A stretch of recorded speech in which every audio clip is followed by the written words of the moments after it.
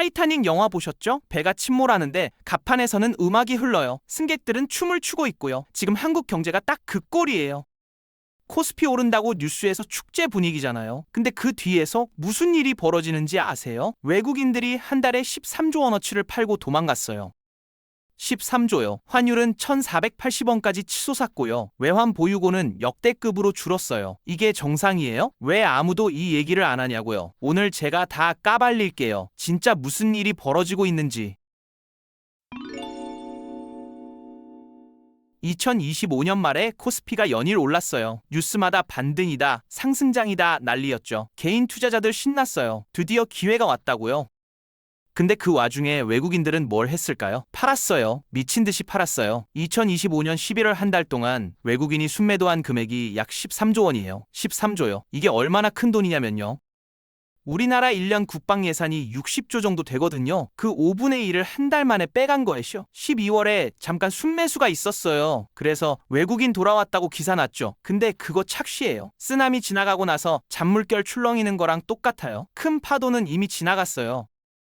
제가 아는 증권사 애널리스트분 말씀이요. 외국인 순매수 기사 갸 나오면 개인들이 좋아하는데 숫자를 봐야 한다래요. 13조 빠지고 2조 들어온 거랑 처음부터 11조 빠진 거랑 뭐가 달라요? 결과는 똑같잖아요. 외국인은 이미 탈출했어요. 문제는 이게 끝이 아니라 시작일 수 있다는 거예요. 왜 이들이 빠졌는지 그게 진짜 무서운 거거든요. 여기서 이상한 게 있어요. 외국인이 13조를 팔았는데 왜 코스피는 올랐을까요? 누군가 그 물량을 받아줬기 때문이에요. 누가 받았냐고요? 우리예요. 개인 투자자들이요. 그리고 연기금이요. 국민연금이 샀어요. 구조를 보면요. 외국인이 이거 위험해 하고 던진 주식을 개인이랑 국민연금이 싸게 나왔네 하고 주운 거예요. 그래서 주가가 안 빠진 거예요. 받아주는 사람이 있으니까요. 근데 이게 좋은 일일까요? 제가 아는 40대 김 과장님이 작년 11월에 삼성전자 물타기 하셨거든요. 외국인 빠지는 거 보고 바보들 지금이 기회지 하면서요. 지금 어떻게 됐냐고요? 마이너스 20%예요. 아직도 물려 계세요. 문제는 이거예요. 외국인은 정보력, 분석력, 자금력이 우리보다 월등해요. 이들이 팔아야겠다고 판단한 데는 이유가 있어요. 근데 우리는 그 이유도 모르고 쌀 때 사자 하고 받아버린 거예요. 이걸 손바뀌기라고 하는데요. 좋게 말하면 손바뀜이고 나쁘게 말하면 폭탄 돌리기의 마지막 주자가 된 거예요. 외국인 자본을 스마트 머니라고 불러요. 왜 스마트하냐면요. 이들은 전 세계 시장을 동시에 보거든요. 한국만 보는 게 아니에요. 미국, 유럽, 일본, 중국, 신흥국 다 비교해요. 그 중에서 제일 매력적인 곳에 돈을 넣고 위험해 보이는 곳에서 빼요. 골드만삭스, 블랙록, 피델리티 이런 데들이에요. 수천 명의 애널리스트가 24시간 분석해요. AI도 쓰고요. 이런 애들이 한국에서 13조를 뺐어요. 이게 무슨 의미일까요? 한국 경제 펀더멘탈이 괜찮은가라는 질문을 시장에 던진 거예요. 단순히 차익 실현이 아니에요. 차익 실현이면 조금씩 빠지지 한 달에 13조씩 안 빠져요. 뭔가 구조적인 문제를 본 거예요. 제가 아는 외국계 증권사 매니저분이 말씀하시더라고요. 본사에서 한국 비중 줄이라고 왔다래요. 이유가 뭐냐고 물었더니 환율 리스크랑 정치 리스크래요. 외국인 눈에는 한국이 불안해 보이는 거예요. 이들이 던진 경고를 우리는 못 듣고 있는 거예요. 주가 올랐다고 좋아하면서요. 자, 이제 환율 얘기 해볼게요. 2025년 12월에 원달러 환율이 장중 1,480원까지 갔어요. 이게 얼마나 심각한 거냐면요. 2008년 금융위기 때 수준이에요. 리먼 브라더스 터졌을 때요. 왜 이렇게 됐을까요? 메커니즘을 설명해 드릴게요. 외국인이 한국 주식을 팔아요. 그러면 원화가 생기잖아요. 이 원화를 달러로 바꿔서 빼가요. 이 과정에서 달러를 사야 하니까 달러 수요가 폭발해요. 달러 수요가 늘면 달러 가격이 올라요. 그게 환율 상승이에요. 13조 원이 빠지면서 달러를 사재기 한 거예요. 그러니까 환율이 미친 듯이 오른 거죠. 제가 아는 무역사 대표님이 울상이시더라고요. 수입 단가가 확 올랐대요. 원자재 달러로 사오는데 환율 오르니까 원가가 10% 넘게 뛰었대요. 그거 다 소비자한테 전가되는 거예요. 여러분이 마트에서 장 볼 때 왜 이렇게 비싸졌지? 하잖아요. 그게 환율 때문이에요. 외국인이 빠지면서 환율이 오르고 환율이 오르니까 물가가 오르는 거예요. 연결되어 있어요. 환율이 치솟으니까 정부가 가만히 있었을까요? 아니죠. 개입했어요. 외환시장에 달러를 풀었어요. 달러 공급을 늘려서 환율 상승을 막으려고요. 근데 그 달러가 어디서 나왔겠어요? 외환 보유고에서 나온 거예요. 결과가 어떻게 됐냐면요. 한 달 사이에 외환 보유액이 약 26달러 줄었어요. 한화로 4조 원 가까이 녹은 거예요. 이게 1997년 외환 위기 이후 가장 큰 감속 중 하나예요. 외환 보유고가 왜 중요하냐면요. 나라가 달러 갚을 능력을 보여주는 거거든요. 한국이 해외에서 돈 빌릴 때 우리 달러 이만큼 있어요. 걱정 마세요. 하는 거예요. 이게 줄어들면 뭐가 되냐? 신용등급이 흔들려요. 신용등급 떨어지면 뭐가 되냐? 해외에서 돈 빌릴 때 이자를 더 내야 해요. 이자를 더 내면 부담이 커지고, 부담이 커지면 투자자들이 더 불안해지고, 더 불안해지면 더 빠져나가고, 악순환이에요. 제가 아는 경제학 교수님 말씀이 외환 보유고 줄어드는 속도가 무섭다래요. 지금 속도면 진짜 위험할 수 있대요. 보통 환율 오르면 뭐 때문이라고 해요? 금리 차이요. 미국이 금리 올리니까 돈이 미국으로 간다. 맞는 말이에요. 근데 그게 전부가 아니에요. 더 근본적인 문제가 있어요. 시중에 돈이 너무 많이 풀렸어요. M이라고 아시죠? 광의 통화량이요. 시중에 돌아다니는 돈의 총량이에요. 한국의 M2 증가율이 주요 선진국 중에서 제일 높았어요. 돈을 엄청 찍어낸 거예요. 코로나 때 경기 부양한다고요. 돈이 많아지면 뭐가 되냐? 화폐 가치가 떨어져요. 같은 10,000원인데 살 수 있는 게 줄어드는 거예요. 원화 가치가 떨어지면 상대적으로 달러 가치가 올라요. 그게 환율 상승이에요. 제가 아는 50대 자영업자 이 사장님이 그러시더라고요. 예전에 10,000원이면 장 봤는데 요즘 10,000원으로 뭘 사냐래요.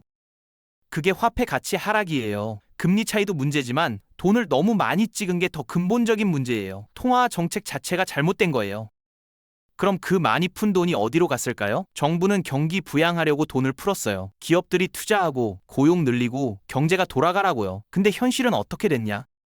돈이 실물 경제로 안 갔어요. 공장 안 지었어요. 사람 안 뽑았어요. 돈이 어디로 갔냐면요. 주식이랑 부동산으로 갔어요. 자산 시장으로 몰린 거예요. 왜냐면 기업 입장에서 생각해 보세요. 경기가 불확실한데 설비 투자를 해요? 위험하잖아요. 그냥 금융자산에 넣는 게 편해요. 개인도 마찬가지예요. 월급은 안 오르는데 돈이 풀리니까 뭐라도 사야 할 것 같잖아요. 주식 사고 아파트 사는 거예요. 결과가 뭐가 됐냐? 실물 경제는 여전히 안 좋아요.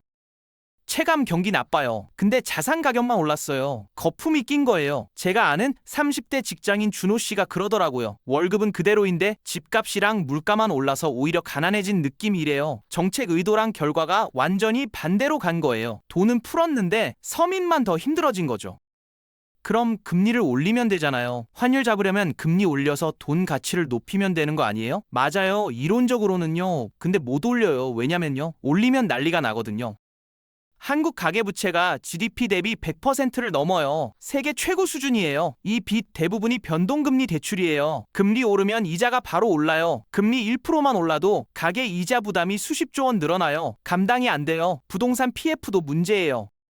건설사들이 프로젝트 파이낸싱으로 돈 빌려서 아파트 짓잖아요. 금리 오르면 이자 부담 커지고 분양 안 되면 갚을 돈이 없어요. 연쇄 부도가 터져요. 제가 아는 건설업계분 말씀이요. 금리 1%만 올라도 중소건설사 절반은 버티기 힘들다래요.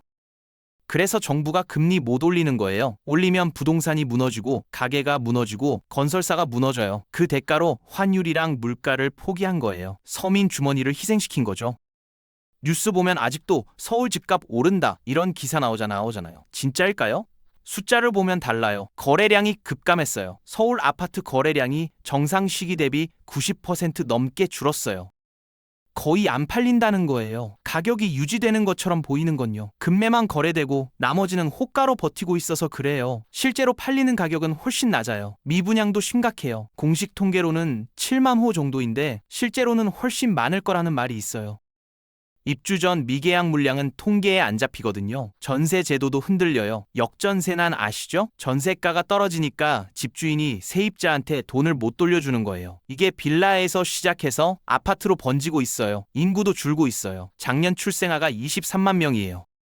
앞으로 집 살 사람이 없어지는 거예요. 제가 아는 부동산 중개사분이 그러시더라고요. 손님이 없어요? 진짜 안 와요. 언론이랑 현장이 완전히 달라요. 조용한 붕괴가 진행 중인 거예요. 자, 그럼 어떻게 해야 하느냐? 공포에 질려서 아무것도 안 하면 안 돼요. 대응을 해야 해요. 첫 번째, 자산을 분산하세요. 원화로만 갖고 있으면 위험해요. 달러 자산을 일부 가져가세요. 달러 예금도 좋고 미국 ETF도 좋아요. 환율이 더 오르면 방어가 되거든요. 두 번째, 부동산은 숫자로 판단하세요. 다들 오른다더라 이런 말 듣지 마세요. PII라고 소득 대비 집값 비율이 있어요. 이게 20배 넘으면 거품이에요. 서울이 지금 25배가 넘어요. 감정 말고 숫자로 보세요. 세 번째, 지표를 계속 확인하세요. 외국인 수급, 환율, 달러 인덱스 이런 거요. 외국인이 또 대규모로 팔기 시작하면 신호예요. 제가 아는 60대 자산가분이 그러시더라고요. 위기는 준비한 사람한테 기회가 된다래요. 지금 공포에 떠는 게 아니라 냉정하게 대비해야 해요. 현금 흐름 확보하고 리스크 줄이고 기회를 기다리는 거예요. 자, 오늘 핵심 정리해 드릴게요. 코스피 올랐다고 좋아하지 마세요. 외국인은 이미 13조 빼고 도망갔어요. 환율 1,480원, 외환 보유고 역대급 감소, 부동산 거래량 90% 급감. 겉으로는 축제인데 속으로는 침몰 중이에요. 무리한 낙관 금물이에요. 현금 흐름 확보하고 자산 방어하세요. 거품이 꺼진 뒤에야 진짜 기회가 와요. 그때 선택권을 가지려면 지금 버텨야 해요. 오늘 영상 도움되셨으면 좋아요, 구독 부탁드리고요. 알림 설정까지 해두시면 위기 신호 빠르게 알려드릴게요. 다음 영상에서 또 뵙겠습니다.